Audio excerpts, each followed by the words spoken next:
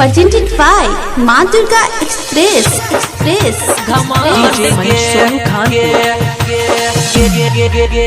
मैथिली दुल्हन आ गया, मिथिलांचल में आ गया।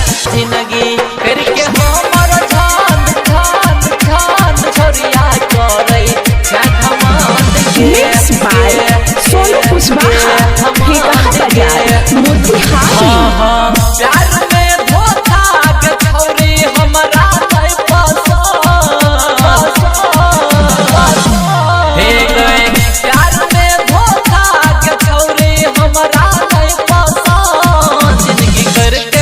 जिंदगी करके हमारा झांड छोरिया करे घमंड। जिंदगी करके हमारा झांड छोरिया करे घमंड के। DJ Satyam Madna Bazar, mix by love star Amarraj चिंचिन। घमंड के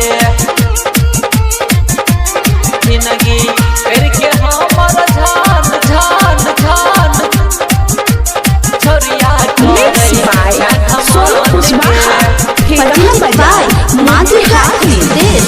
कैलियो की कमी छोरी तोरा हम प्यार में। अपन जवानी बेचो लगल बाजार में, लगल बाजार में। कैलियो की कमी छोरी तोरा हम प्यार में। अपन जवानी बेचो लगल बाजार में। हमरा तू देखी के छोरी करे छचिया गजबान।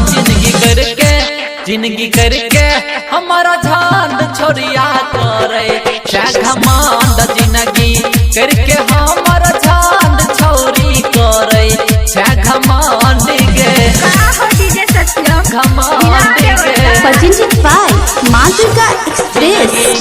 करके हमारा झांड झांड झांड छोरिया मिक्स बाय सोनू कुशवाहा, ठेका बाजार, मोतिहारी। मिक्सर अमर राज की गे जाना लको।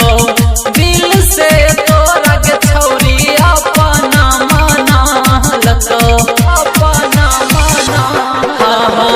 सत्यम सिंधम तोरा की गे जाना लको।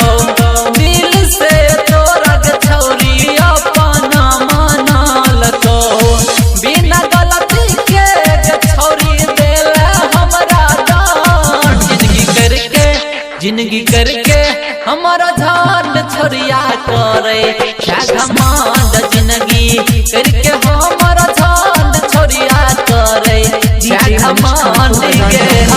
Mix by love star Amarraj चिंचिन।